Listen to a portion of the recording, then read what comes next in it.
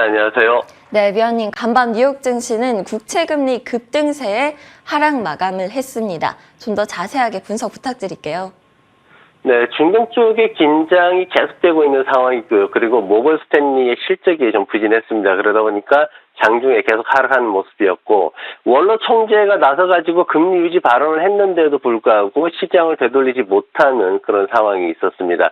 시장의 이제 30년 만기 부채 수익률 같은 경우에는 5%를 넘어섰죠. 그리고 10년 만기 부채 수익률도 지금 2006년 이후 최고치인 4.9%를 넘어섰습니다. 그리고 30년 만기 모기지 금리가 지금 6주 연속 증가하면서 7.7%를 기록을 했는데 2000년 11월 이후에 최고치를 기록하는 모습이었습니다. 그러다 보니까 또 주택 융자 수요는 28년 만에 최저치로 감소하는 이런 모습들을 보이고 있습니다.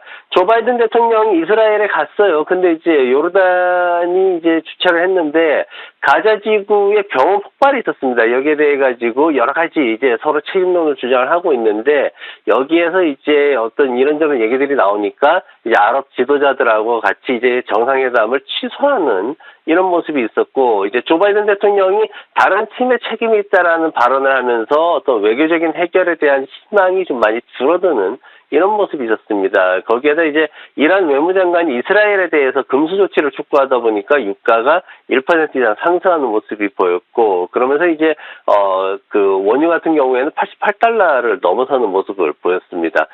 시장에 여러 가지 이제 거시 경제적인 악재들이 있지만 그래도 내부적으로는 여러 가지 뭐 이슈들이 좀 있습니다. 룰루레몰 같은 경우에는 지금 최근에 이제 액티비전 블리자드가 마이크로소프트에 합병이 되면서 그 자리를 S&P 500에 다시 편입되는 이런 모습을 보였고, 룰루레몬은 뭐 최근에 주가도 잘 올라가고 있는 모습이 있고요. 그리고 지금 이제 골드만삭스 같은 경우에는 이제 미국의 경기 침체 가능성에 대해서 앞으로 한 15%밖에 되지 않는다 이러면서 또 경기에 대해서는 긍정적인 그런 얘기들을 좀 했습니다. 내일은 12시에 이제 파월 의장이 경제 관련 발언을 하는데 뉴욕 이제 이코노믹 클럽에서 발표를 합니다. 이게 오늘 그 원로 총재가 발언이 있었지만은 제대로 힘을 못 쓴 게 내일 이제 파월 의장 발언이 있다 보니까 여기에 다들 집중하는 모습이고요. 그리고 대만 반도체가 실적 발표를 합니다. 대만 반도체가 엔비디아의 주 고객인데 그럼에도 불구하고 주 벤더가 되는데 매출 성장을 제대로 엔비디아만큼 따라가지 못하는 이런 상황들에 대해서 좀 설명이 필요할 것으로 보여집니다. 네, 그렇다면 좀 더 자세한 종목별 이슈들 다뤄보도록 하겠습니다. 간밤 정말 많은 굵직한 기업들의 실적 발표가 있었는데요. 하나씩 짚어주시겠어요? 네, 프록터 앤 갬블을 먼저 보겠습니다. 생필품이라든가 건강관리 제품을 제조 판매하는데 설립된 지가 한 200년 가까이 되는 그런 회사입니다. 근데 이게 1월달 순 매출 같은 경우에 6% 증가했고 주당 순이익도 한 17% 증가하는 이런 모습을 보였습니다. 그러면서 앞으로의 2024년도 재정 수익 전망 같은 경우에도 회사 측에서 좀 더 확대하는 모습을 보였고요. 그러면서 2.5% 주가 상승하는 상황이 생겼습니다.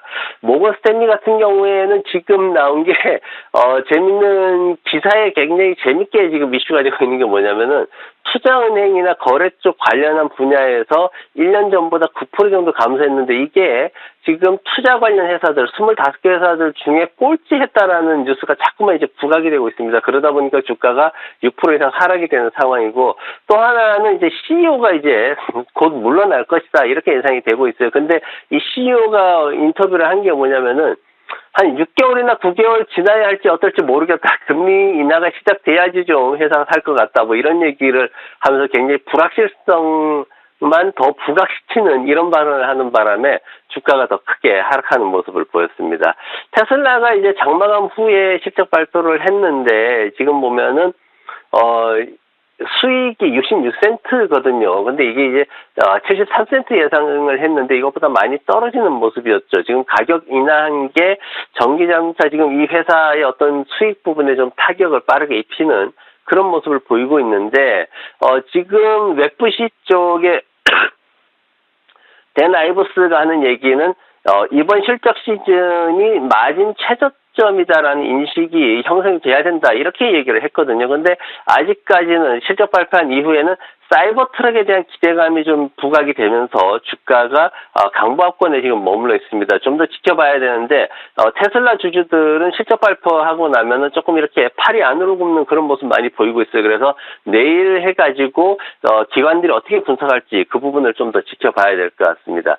넷플릭스가 이제 실적 발표를 하고 장마감 후에 11%나 급등하는 모습을 보였습니다. 다만 이제 조금 우리가 미래에 대한 기대치를 좀 조심해야 되는 부분은 뭐냐면은 610만 명을 신규 가입할 거다라고 예상을 했는데 876만 명의 순가입자를 보였거든요. 그럼에도 불구하고 매출이 추정치와 일치했다라는 거는 뭐냐면은 그만큼 매출을 끌어올리는 거는 하지 못했다라는 거거든요. 그래서 가격도 올렸고 그리고 비밀번호 공유도 단속을 많이 하고 있는 상황에서 가입자 수가 270만 명이나 더 들어왔는데 그럼에도 불구하고 매출은 예상치와 일치했다. 이 부분에 있어가지고 미래의 어떤 가이던스는 우리가 조금 더 지켜봐야 되지 않나 그렇게 보여집니다. 대만 반도체를 오늘 차트를 가져왔는데 지금 보면은 대만 반도체의 어떤 그 앞으로 향후 진행되는 방향이 있어가지고 미국 상무부에서 중국, 이란, 러시아 수출하는 거에 대해서 규제를 더 심하게 가했거든요. 그래서 이런 부분들에 대해 가지고 앞으로 어떻게 극복해 나갈지 우리가 자세히 좀 지켜봐야 될 것 같습니다.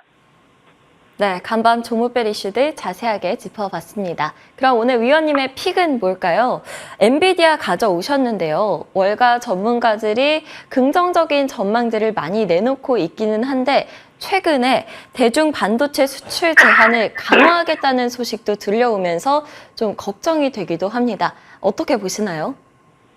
맞습니다. 엔비디아가 지금 주가가 $450 기준으로 해서 등락을 보이고 있는 상황인데 이게 이제 대기업들은 이미 우리가 알고 있는 구글이나 이런 회사들은 인공지능 관련해서 대충 부품 교체하고 할 거 다 했다라는 쪽으로 나오고 있고 그런데 아래쪽에 있는 회사들 일반 기업들이 경기 침체로 인해 가지고 인플레이션 상황에서 부품 교체가 어려워지는 상황이 오지 않느냐 이렇게 지금 예상을 하고 있기 때문에 주의가 필요하다 이렇게 얘기를 하고 있습니다. 근데 지금 이 회사에 대해서 굉장히 어떤 수익이나 이런 것들이 전망이 굉장히 좋게 나오는 게 최근에 이제 잭스에서 분석을 했는데 기존의 $7 79센트에서 $10 46센트로 수익 전망을 굉장히 높게 올려잡았고 매출도 $530억 달러로 올려잡았습니다. 이게 지난 2분기 동안 이미 $200를 넘어섰기 때문에 이게 가능할 것이다라고 보고 있는 거고 내년도 EPS도 지금 $10 77센트에서 $15 48센트로 굉장히 높게 상향 조정하는 그런 모습들이 있었습니다. 그래서 재무 구조를 보시면은 분기별로 했을 때 굉장히 빠르게 급성장하고 있는 그런 모습들을 볼 수 있는데 지금 이제 한 120만 명 정도 개발자가 인터페이스 하고 있는데 여기에는 아마존이라든가 시스코라든가 뭐 여러 가지 대기업들이 같이 들어와 있다는 게 좀 긍정적인 소식이고요. 그리고 최근에 보면은 CT에서 목표 주가를 $630에서 $575로 낮추긴 했는데 그래도 매수 등급을 유지를 하고 있습니다. 그래서 시장에서는 평균 목표가 자체가 지금 $634로 형성이 돼 있어가지고 현재가보다 굉장히 높은 수준으로 지금 형성돼 있다라는 걸 우리가 확인할 수가 있습니다.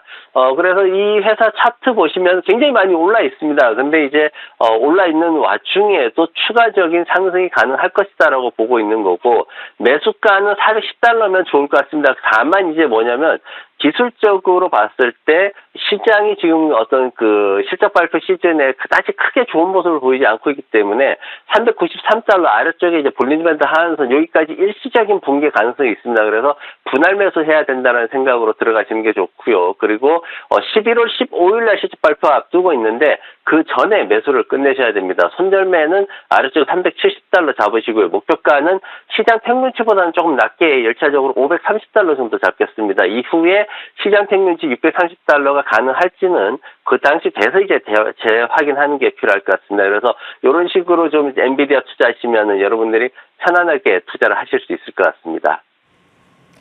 오늘 위원님의 픽은 엔비디아였습니다. 매수가는 실적 발표를 앞두고 $410 부근에서 분할 매수하자. 그리고 목표가는 $530 제시해 주셨습니다. 지금까지 김태수 위원님과 함께했습니다. 오늘도 좋은 말씀 감사합니다. 네, 고맙습니다.